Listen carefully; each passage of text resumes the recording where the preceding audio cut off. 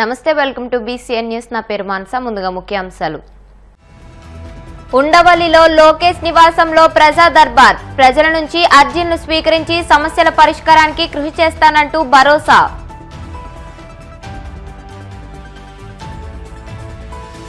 బంగాళాఖాతంలో మరో అల్పపీడనం. పంటలను ఎలా దక్కించుకోవాలో తెలియక రైతుల్లో ఆందోళన.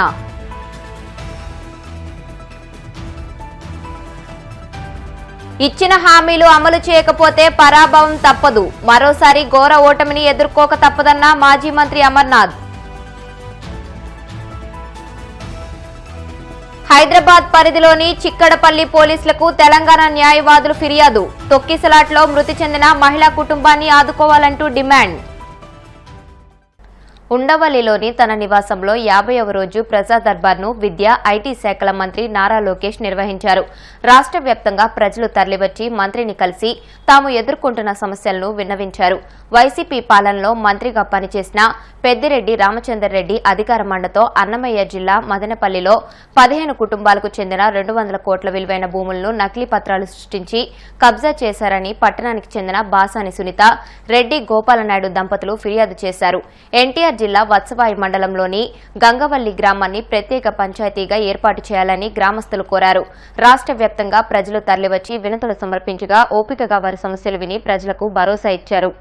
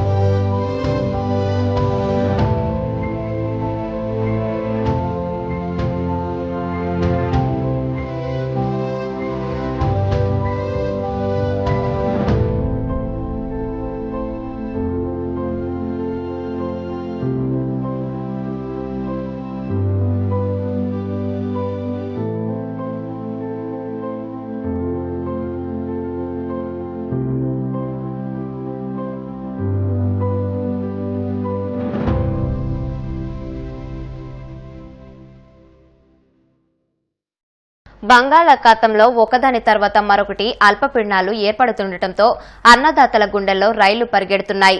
బంగాళాఖాతంలో ఈరోజు మరో అల్పపీడనం ఏర్పడనున్నట్లు విశాఖ వాతావరణ కేంద్రం వెల్లడించింది.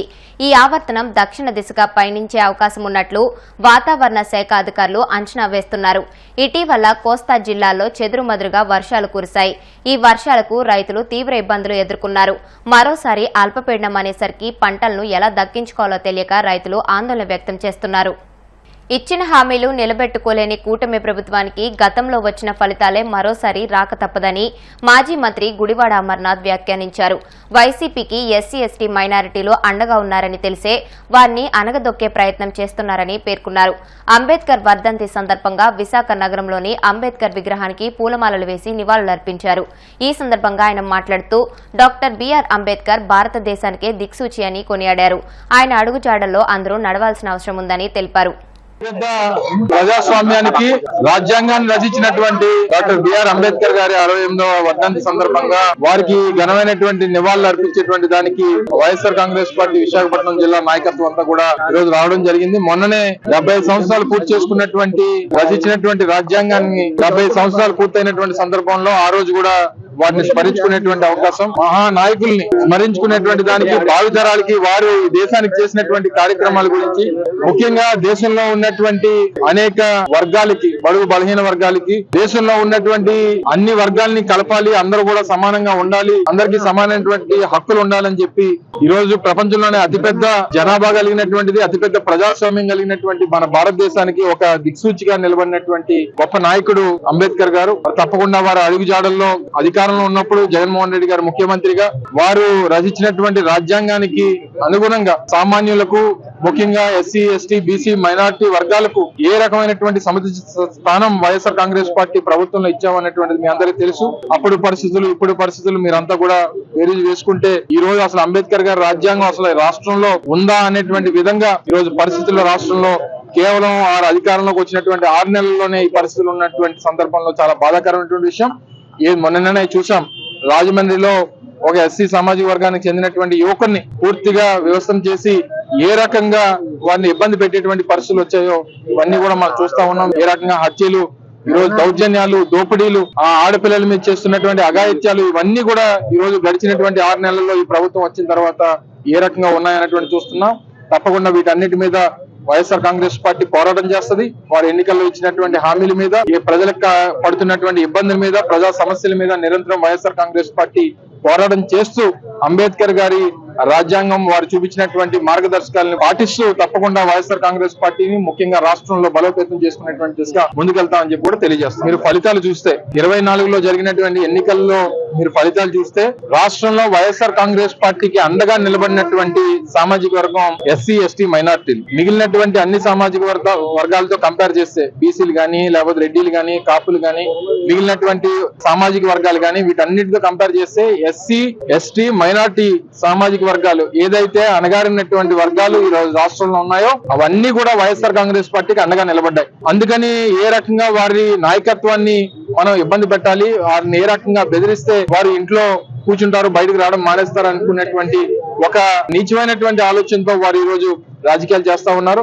వారు ఎంతమందిని జైల్లో పెట్టినా, ఎంతమందిని హింసించాలని చెప్పి చూసినా, ఎంతమందిని అణగదొక్కాలని చెప్పి చూసినా వైఎస్ఆర్ కాంగ్రెస్ పార్టీకి ఈ రోజు రాష్ట్రంలో బలమైనటువంటి వర్గంగా వైఎస్ఆర్ కాంగ్రెస్ పార్టీకి వెన్నుముకగా ఈ రోజు ఎస్సీ, ఎస్టీ, మైనార్టీలు నిలబడ్డారు. తప్పకుండా వారికి అండగా వైఎస్ఆర్ కాంగ్రెస్ పార్టీ ఉంటది. కేవలం వారు మొన్న వైఎస్ఆర్ కాంగ్రెస్ పార్టీకి అండగా నిలబడ్డారనేటువంటి ఉద్దేశంతోనే ముఖ్యంగా వారి మీద ఈ రకమైనటువంటి ఇబ్బందులు పెడుతున్నారు అన్నటువంటిది ప్రజలందరూ కూడా ఈ సందర్భంగా తెలియజేస్తారు. వారు ఎన్నికల ముందు చెప్పినటువంటి హామీలు, ఎన్నికల ముందు ఏ సెంటిమెంట్ అయితే వాడుకున్నారో, ఎన్నికల ముందు ఏ విషయాలు అయితే చెప్పి ఓట్లు అడుక్కున్నారో, ఏ రకంగా అధికారంలోకి వచ్చారో ఇవన్నీ చూసాం. సో తప్పకుండా వారు వచ్చినప్పుడల్లా ఈ రోజు ఈ ప్రాంతంలో ప్రధానమైనటువంటి అంశంగా స్టీల్ ప్లాంట్ ఉంది. స్టీల్ ప్లాంట్ మీద వారు ప్రకటన చేయాలని చెప్పి ఈ రోజు వార్తలు కూడా చూసాం. ఈ రోజు వారికి సంబంధించినటువంటి పత్రికల్లో గడిచినటువంటి 2 సంవత్సరాల్లో 7,700 కోట్ల రూపాయలు నష్టం వచ్చిందని చెప్పి స్టీల్ ప్లాంట్ కి ఒక ప్రధానమైనటువంటి ఆర్టికల్ వేశారు. వాళ్ళకి సంబంధించిన అంటే కావాలని చెప్పి స్టీల్ ప్లాంట్ ని నిర్వీర్యం చేయాలనేటువంటి ప్రయత్నం వారు చేస్తా ఉన్నారు. ఏది చేసినా వాళ్ళు ఎన్నికల్లో ఇచ్చినటువంటి హామీని నిలబెట్టుకోక తప్పదు.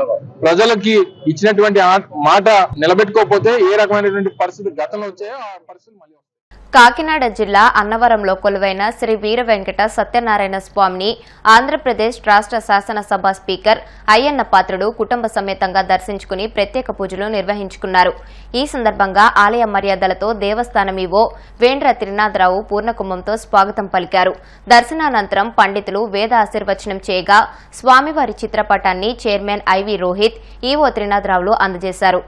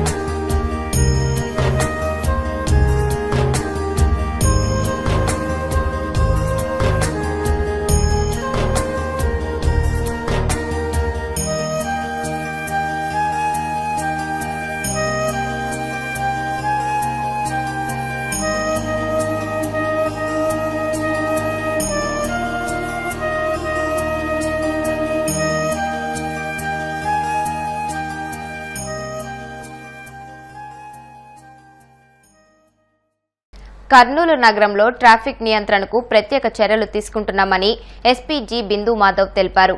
కర్నూలు ట్రాఫిక్ పోలీస్ స్టేషన్ ఆవరణలో 5 సోలార్ సిస్టమ్ డిజిటల్ బారికేడ్లను, 10 ఐరన్ బారికేడ్లను, 50 నో పార్కింగ్ బోర్డులను, 2 ఆంప్లిఫైర్లను ప్రారంభించారు.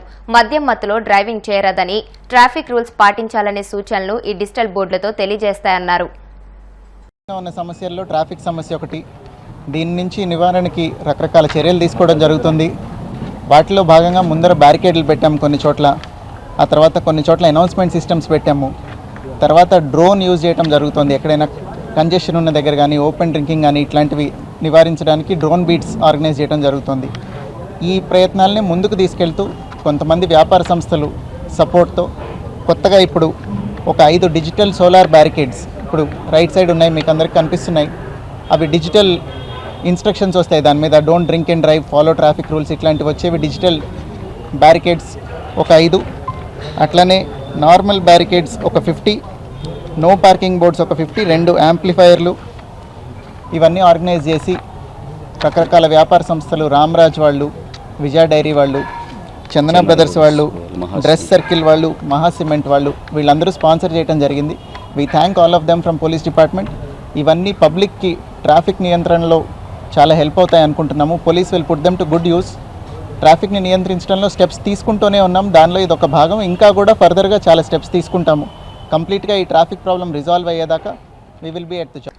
కర్నూలు జిల్లా ఓర్వకల్లు మండలం కాల్వబుగ్గ వద్ద హైదరాబాద్ కు చెందిన ప్రసాద్ రావు అనే వ్యక్తికి సంబంధించిన fresh bowl horticulture private limited అనే పుట్టగొడుగుల ఫ్యాక్టరీలో అపశృతి చోటు చేసుకుంది. డ్రైనేజీ శుభ్రం చేస్తుండగా విషవాయువులు వెలువడటంతో 4 కార్మికులు తీవ్ర అస్వస్థతకు గురయ్యారు. పశ్చిమ బెంగాల్ కు చెందిన బరుణ్ మండల్ నీరు కొట్టే సమయంలో జారి కింద పడిపోవడంతో అతన్ని బయటకు తీయడానికి వెళ్లిన వేణుగోపాల్, హరీష్, వెంకటరమణ అనే 3 అస్వస్థతకు గురికావడంతో కర్నూలు ప్రైవేట్ ఆసుపత్రికి తరలించారు. ఇప్పుడు కాసేపు ప్రకటనలు.